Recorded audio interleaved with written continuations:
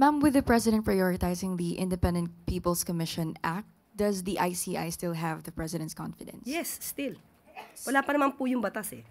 At tiwala po ang Pangulo sa mga ginagawa po ng ICI.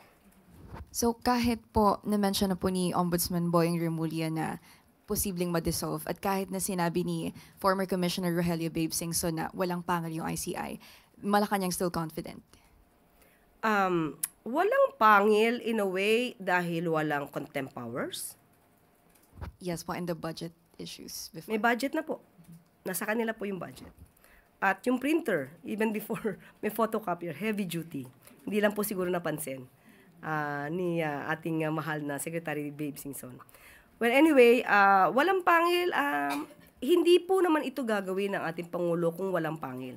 Yes, oo, wala silang contempt powers because katulad na sinabi natin, hindi ito ang purpose na isinagawa itong Independent Fact-Finding Commission, kundi mag-gather lamang ng mga documents, data, evidence, na maitutulong kapag nais na isampa ang isang kaso sa DOJ o sa Ombudsman. At marami na po ang nasampahan, marami na rin po ang na-freeze ang assets. So, hindi po natin masasabi na walang naging pangil ang ICI. Next question.